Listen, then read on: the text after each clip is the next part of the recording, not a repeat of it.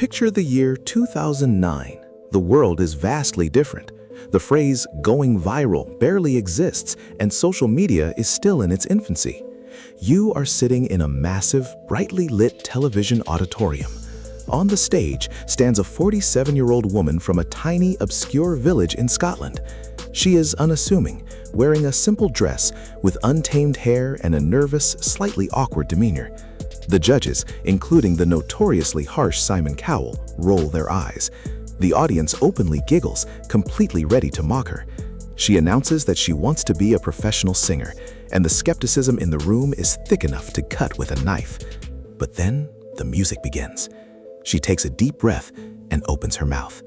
What follows is not just a song, it is a cultural earthquake.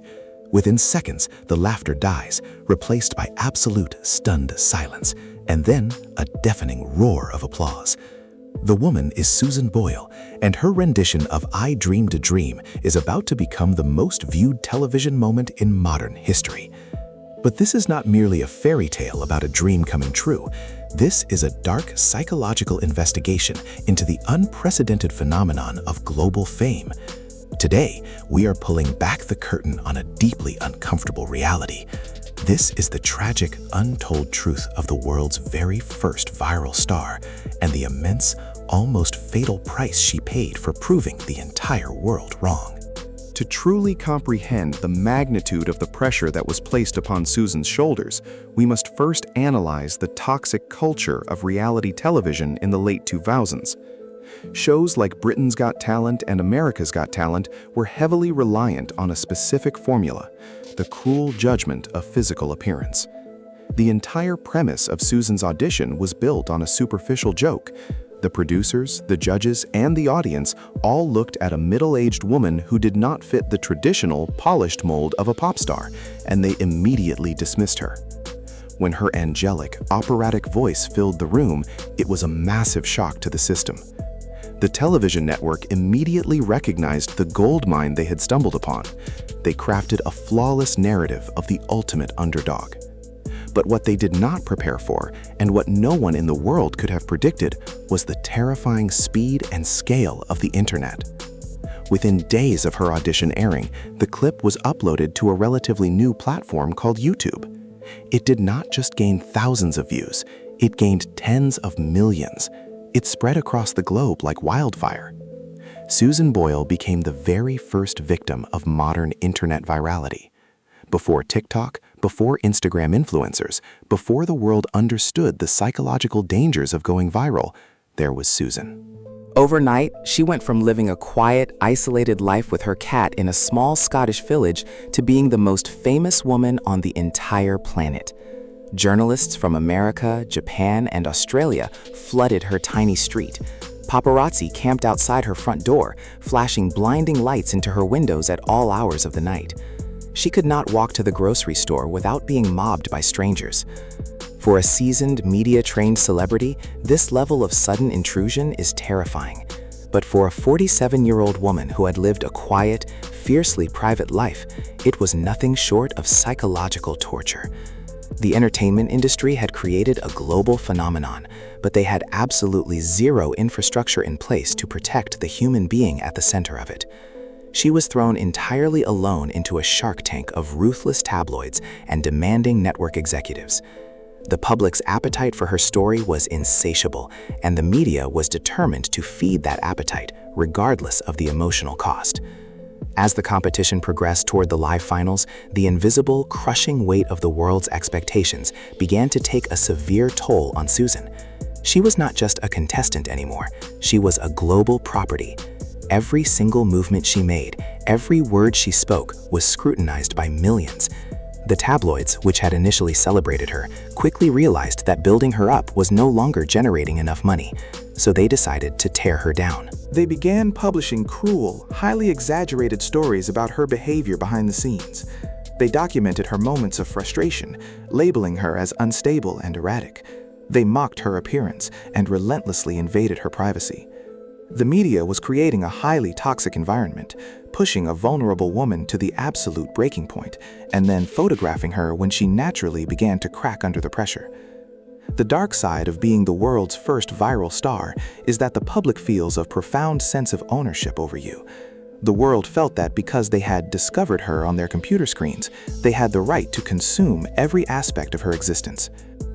This relentless exploitation culminated in a deeply terrifying climax immediately following the grand finale of the show. Despite being the undeniable global favorite, Susan placed second in the competition. But the loss of the trophy was the least of her concerns. The intense, agonizing pressure cooker of the previous weeks had finally shattered her defenses. Just hours after the camera stopped rolling, Susan suffered a severe, frightening collapse of her physical and emotional well-being. She was urgently escorted by medical professionals to a private facility to be treated for profound emotional exhaustion. The woman whose voice had healed the world was completely broken by the very machine that broadcast it. The tabloids immediately sensationalized this medical emergency, framing it as a dramatic failure rather than the natural result of extreme media abuse. But the truth was far more complex and deeply heartbreaking. Years later, away from the blinding lights of the reality television stage, a crucial piece of Susan's puzzle was finally revealed to the public. She was diagnosed with a hidden neurological reality, a condition on the neurodivergent spectrum that she had unknowingly lived with for her entire life. This revelation drastically changes how we must view her incredible journey. Suddenly, her story was not just about a woman overwhelmed by fame, it was a profound testament to sheer survival.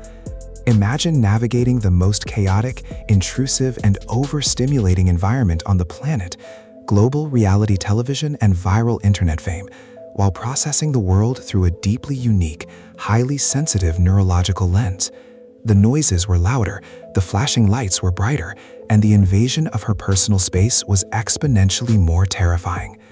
The fact that she was able to stand on that stage and deliver flawless, iconic performances while battling this invisible, overwhelming reality is a testament to an inner strength that the judges and the media completely failed to recognize. Today, if you look for Susan Boyle, you will not find her desperately clinging to the spotlight like so many other reality stars. Despite selling over 25 million albums worldwide, performing for the Pope, and securing immense generational wealth, she made a deliberate, incredibly powerful choice. She chose peace. She still lives in the exact same house in the quiet Scottish village where she grew up. She occasionally releases music and performs on her own terms, completely free from the suffocating grip of television producers and tabloid journalists. What really happened to Susan Boyle? She survived the most extreme social experiment of the digital age. She was the prototype for modern viral fame, enduring the absolute worst of the public's obsession and the media's cruelty. But she did not let the industry destroy her. She took the resources her talent provided and built a fortress around her quiet, simple life. Her legacy is a beautiful, haunting mirror reflecting our own behavior as an audience. The next time a video of a hidden talent goes viral, the next time the internet collectively obsesses over an unassuming stranger, we must remember the woman from Scotland. We must remember the severe human cost of our entertainment. Susan Boyle taught us to never judge a book by its cover, but more importantly, her survival taught us that the brightest spotlights often cast the darkest, most dangerous shadows. Thank you for joining us in this deep investigation into the realities of the television machine. If this story changed the way you view internet fame and the entertainment industry, please hit the like button, leave your thoughts in the comments below, and make sure to subscribe to the channel for more untold truths. Stay curious, have empathy for those behind the screen, and we will see you in the next documentary.